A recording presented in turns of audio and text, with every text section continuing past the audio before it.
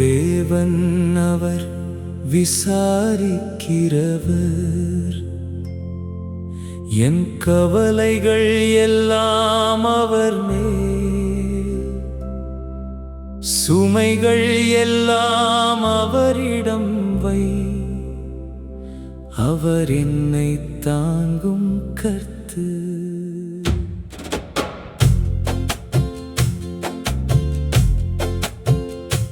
கவலைகளை எல்லாம் அவர் மேல் வை என்று சொன்னார் அன்பு இயேசு.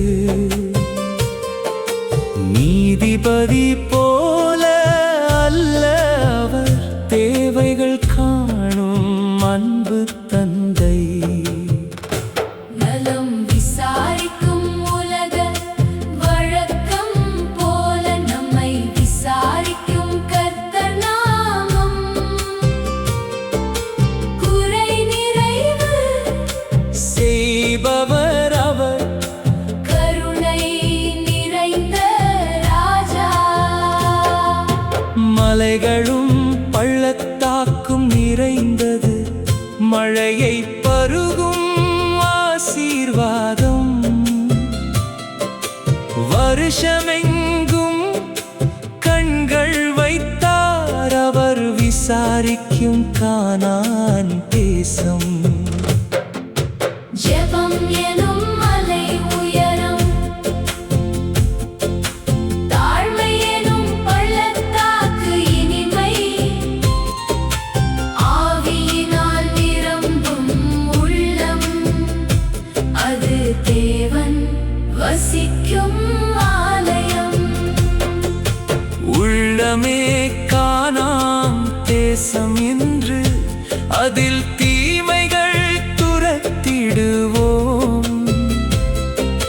பெருமை கீழ்ப்படியாமை நீக்கி பரிசுத்த ஜீவியம் வளர்த்திடுவோம். ஆவியானவர் உதவி செய்வார், எதிரிகளை துரத்திடுவார். நம் உள்ளம் நிறைந்து வழியும், அவர் சந்நிதி நிரம்பி வாழும். ஜீவநதி ஓடும் உள்ளம், விசுவாசியின் ஆசீர்வாதம்.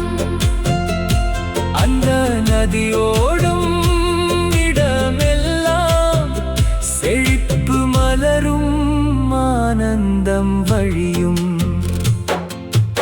ஏதேன் தோட்டம் உள்ளமாயிற்றே, தேவன் வந்து உலாவிடுவார். கீழ்ப்படிந்தால் ஆசீர்வாதம், நம் வாழ்க்கை நிறைந்து வழியும். 12 கனிகள் தரும் ஜீவ விருட்சம் உள்ளத்தில், மாதம் தோறும் கனியளிக்கும். கர்த்தர் கிருபை வாழ்க்கையில், தேவ சிங்காசனம் உள்ளத்தில். ஜீவநதி பாய்ந்து செல்லும், நாம் செல்லும் இடமெல்லாம் ஆசீர்வாதம் பெருகிடும்.